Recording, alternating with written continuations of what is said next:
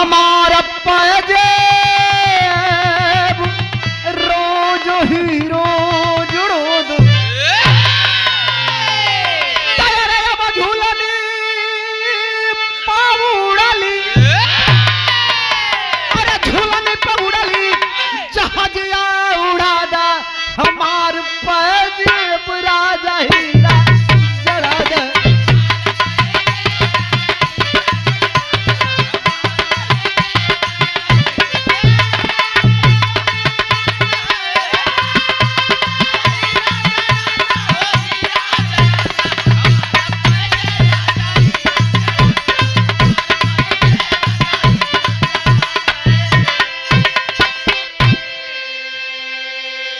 लेकिन ये कोई गीत नहीं है, ये कोई संदेश नहीं है साथियों, ये कोई गीत संगीत नहीं है, ये सच्चाई है। और सच गाने का काम बहुत कम गायक करते हैं क्योंकि डरते हैं, सामंतवादियों से डर बना हुआ है। लेकिन मैं बेखौफ होके आज गाने चल रहा हूं।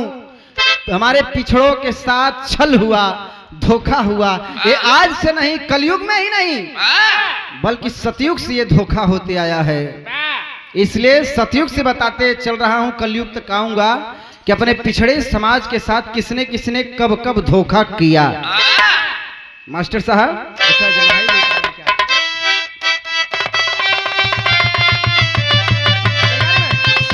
अरे मारल गईले हो छल से पिछड़न का जतिया,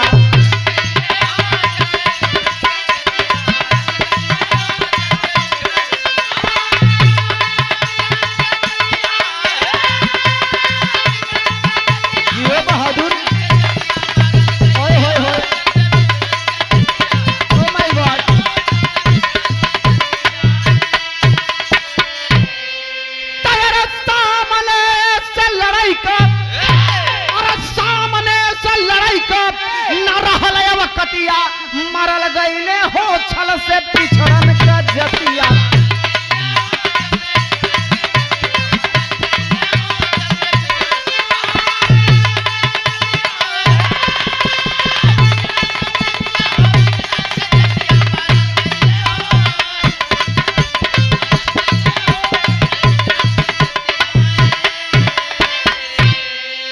सामने से लड़ाई का न रहल वकतिया, मारल गईले हो छल से पिछड़न का जतिया।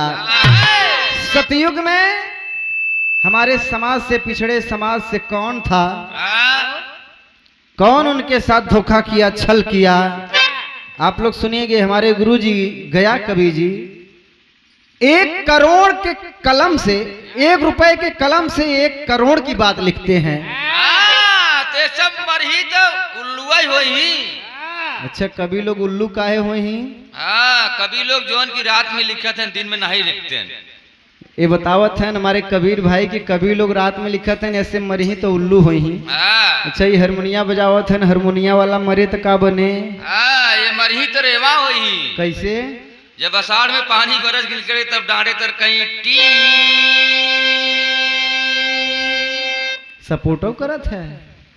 अच्छा, मान ला ढोलक वाला मरे तो का बने? ही मरे तो गोपाला बड़का मेढक हुए। कैसे? ये आषाढ़ में पानी पर निकली खेते में कहे घुटुर घा घुटुर घा घुटुर घा घुटुर घा। माने सपोर्ट करते सही में तू गोपाला बनबे। अच्छा, मान ला कभी लोग उल्लू बनी, हारमोनिया वाला रेवा, ढोलक वाला गोपाला, तो नने 2 मिला टेरी बोलत है। तू पचे मरबत का बनबे भैया? टेरी वाले? हाँ हाँ बतावा, टेरी वाले तू पचे मरबत का बनबे? हम सब मरब तो गुलाब के फूल हो भाई। महुआ देख ले, गुलाबे के फूल दिए बा। बात भाई लगा का हमारे घरे वाले निकाल के फेंक दे ना सबके। अच्छा, मान ला टेरी वाले गुलाब का फूल बनी, ये रेवा बनी, यो गोपाला, कभी लोग उल्लू। हमारे जैसन बहादुर गवैया अगर मरे तो का बने? तोहरे जैसन? हाँ यार, हमारे जैसन। तोहरे जैसन गवैया मरे गधा होए। गधा कौने बेस पे बनब? यह जो बिना मतलब चिल्ला था जीव छोड़ के तू सब है। अच्छा यार, इतनी बुरा जिन मानू बच्ची, अगर मान लो हमारे जैसन गवैया रहे भाई गदहा मिली, हाँ। अगर गायिका के खत्म हो जाए तो का बने? हाँ वो सोचा ही गदा ही वही ही।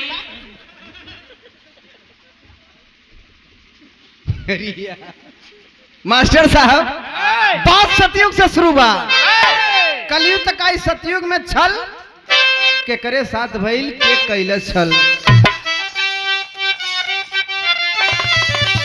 सतयुग में राजा बलि रहले महान हो,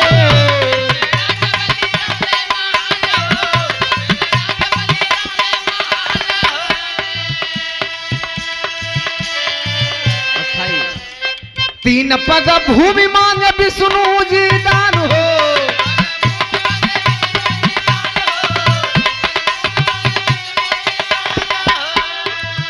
अरे ठगा गईले राजा गई 3 गजा धरतिया, मरल गईले हो छल से पिछड़न के जतिया।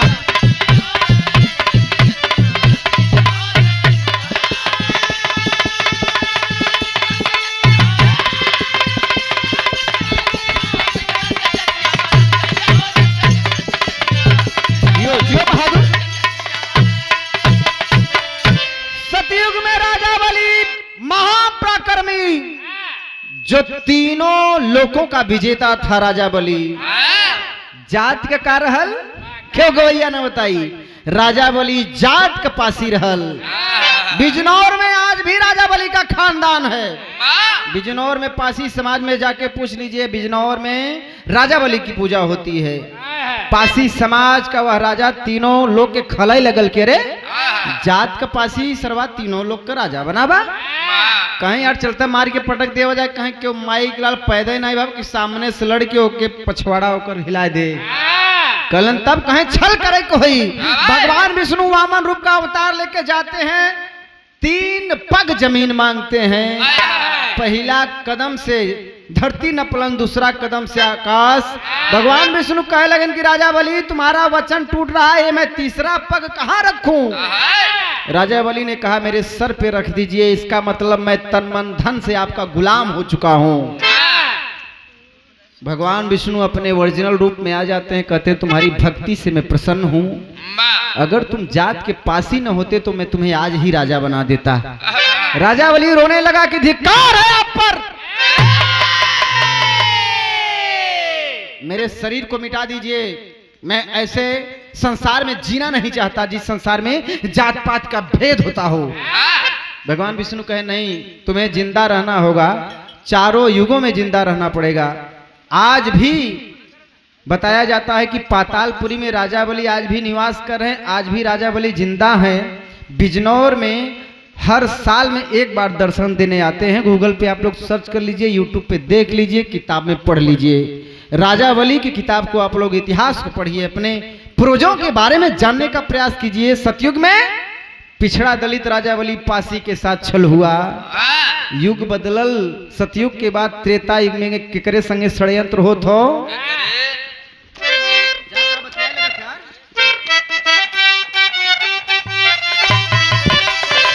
त्रेता में संबक ऋषि रहल वेद ज्ञानी,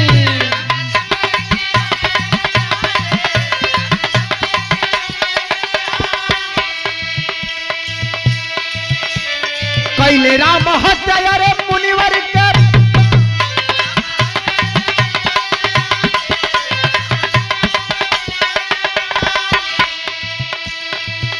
त्रेता में संबक ऋषि जात के चमार, 4 वेद 6 7 18 पुराण के ज्ञाता। भगवान वशिष्ठ के जब पता चल कि अरे बाप रे संबक ऋषि इतना बड़ा ज्ञानी है, राम को आदेश देते हैं कि जाओ, त्रेता युग में शूद्रों को पढ़ने का कोई अधिकार नहीं है। संबक ऋषि ने घनघोर पाप किया है, उसकी सजा सिर्फ मृत्यु है। जिन्हें पुरुषोत्तम मर्यादा पुरुषोत्तम राम कहा जाता है, धिक्कार है ऐसे पुरुषोत्तम पर। मंच के माध्यम से बोलता हूं, उड़ा दो गोलियों से, विष्णु यादव जो सच है वही बोलेगा। जा करके भगवान राम संबक ऋषि के ऊपर बाण चलाने का काम करते हैं। संबक ऋषि रोने लगता है, मालिक आप तो मालिक हुआ, त्रेता युग का राजा हुआ, अयोध्या का राजा नहीं है आप सिर्फ, बल्कि त्रेता युग के राजा हैं। मेरा कसूर क्या है? भगवान राम कहते हैं तुम्हारा कसूर यही है कि तुम चमार हो, तुम्हें वेद पुराण शास्त्र पढ़ने का अधिकार किसने दिया? इसलिए मैं तुम्हें मार रहा हूं, इसलिए मैं तुम्हारी हत्या कर रहा हूं। बाण चला देते हैं राम। इतिहास पढ़िए अपना, ये हमारे घरे रामायण ना लिखा, हमारे बाबू ना लिखे हैं, ये महापुरुषों ने लिखा है, पढ़िए उसको, जानिए। एक किताब रखिए अपने पास। बाण चलाया जाता है सीने में, संबक ऋषि मर जाते हैं, कहते हैं क्या?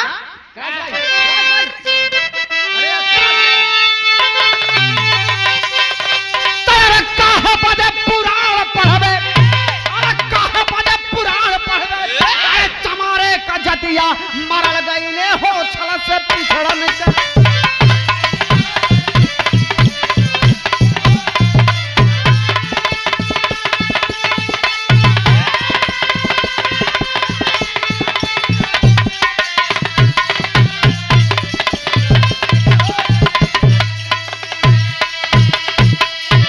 त्रेता युग बीतल, त्रेता के बाद द्वापर युग आयल।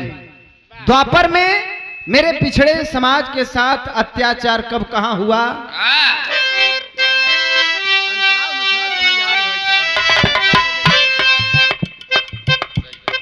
द्वापर में एकलव्य मुसहरा का लाल हो,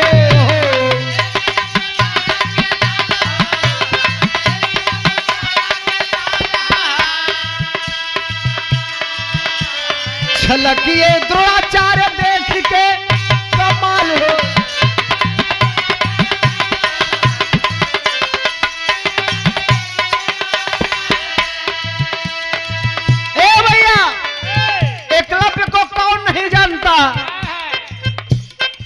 धनुर्विद्या सिखई द्रोणाचार्य के पास गई।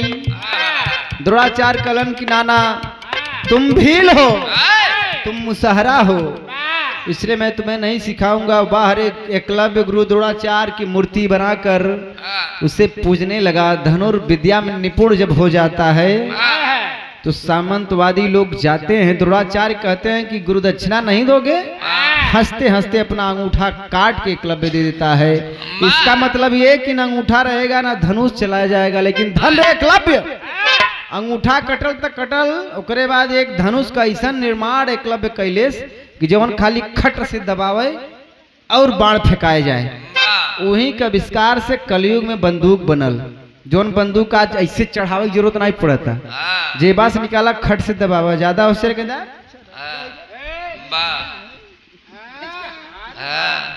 खाली ऐसे दबावा बस। एकलव्य की देन है जो बंदूक का निर्माण हुआ। Cross line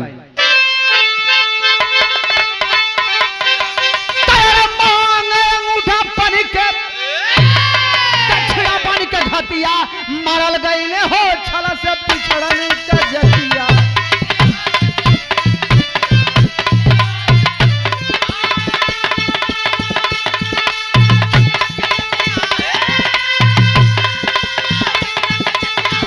Jio Bahadur, this is very very hot. दोपहर में एकलव्य मुसहरा का लड़का रहल, भील का लड़का रहल। नेट पे सर्च कर लीजिए, गूगल पे सर्च कर लीजिए, एकलव्य की किताब पढ़ लीजिए। युग बदलल, कलयुग में केकरे संगे घात भइल, कुछ लोग जानत होबा, कुछ लोग न जानत होबा। जे भाई न जानत होए वो नाराज मत होए कि पढ़ ले जाए आप लोग किताब। तब हमसे बतिया। हमारा नाम विष्णु यादव, घर हमार कांवल मोड़े के बगले, जिला भदोही। मोबाइल नंबर भी हमारे नेट पे उपलब्ध बा। ये विष्णु है न लक्ष्मी घरे हैं। पहले के जमाने में अब के जमाने में बड़ा फर्क हो चच्चा। पहले के जमाने में मेहरारू आवे तो बरियारे मांग फेरे, बरियारे सेनहुर दे जाने ला काहे बदे कि हमारे पति की उम्र लंबी हो, कि हमारे पति की उम्र लंबी हो।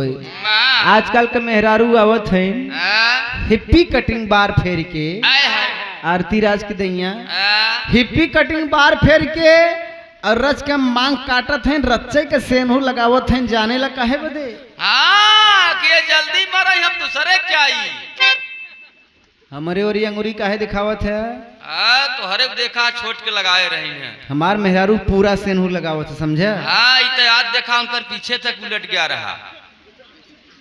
ये हमारे मेहरारू सेनूर देखे आवत है कि टेढ़ी बोले आवत है? वाह कार्यक्रम तो हाँ करते देखे कहाँ जाई भैया। तोरे मने भावा था ना? मास्टर साहब आजकल का पतो चाची हरी बैठी हैं, पहले आवत हैं तो बड़े प्रेम से कहीं अम्मा अम्मा अम्मा। दोहरौनी उठई ही रम्मा कहीं अम्मा हमार तो चले ओले न अब हमार तो हाथ चले ओले न। आदमी के ले जाए घर में ससवत है कमात है के ठेला ठन 18 जने।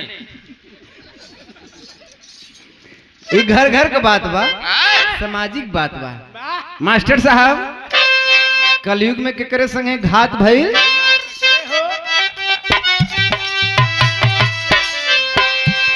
कलयुग में सुनाऊं अंबेडकर की कहानी।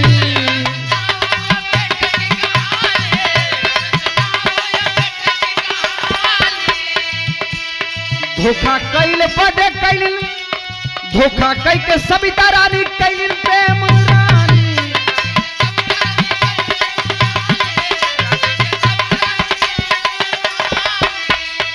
सविता रानी धोखा कैलिन बाबा साहब भीमराव अंबेडकर जी के साथ। अब सविता रानी के रहल बाबा साहब अंबेडकर जी के साथ धोखा का भइल? इस सवाल आप लोगन बदे छोड़ के जात है, एक सर्च करी है आप लोग। कहना बा कलयुग में सुन के अंबेडकर की कहानी।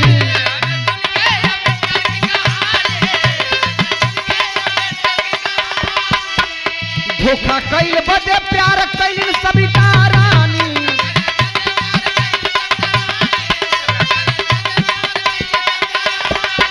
अरे नहीं जाने भीम बन गई ही मौतिया, मरल गई हो छल से पिछड़न का जतिया।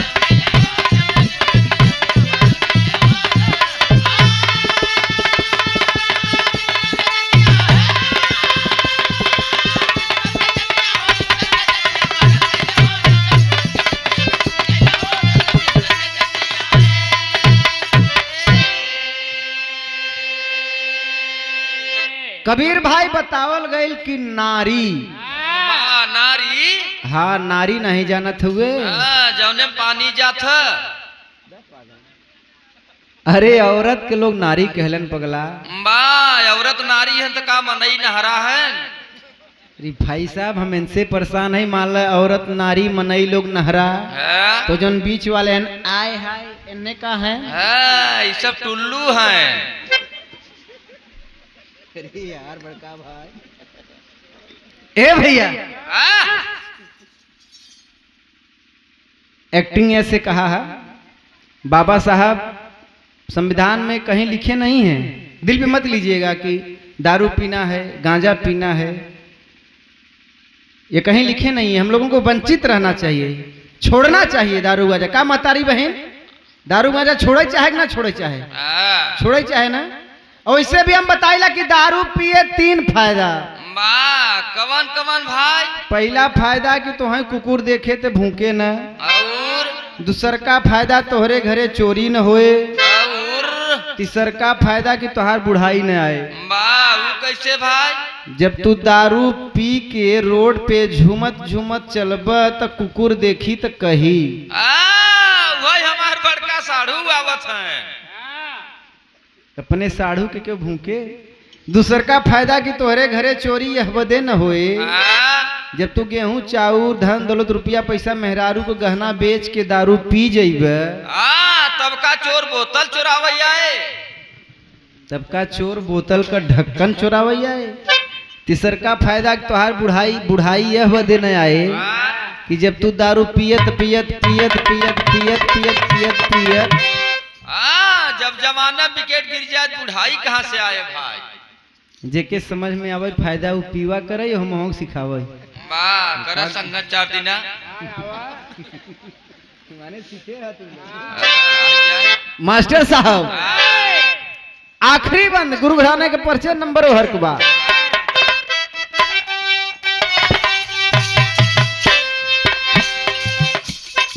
गुरुवर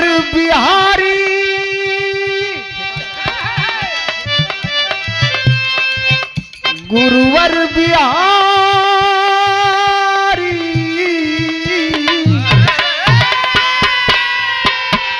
गुरुवर बिहारी गुरु गणेश का विचार हो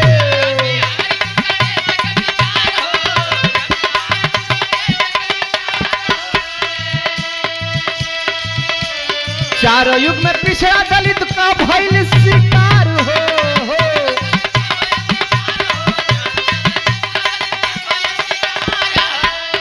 अरे गया कवि शिव शंकर विष्णु गाँव गीतिया अरे गया कवि शिव शंकर विष्णु सजावे गीतिया मरल गईल हो छल से पिछड़न का जतिया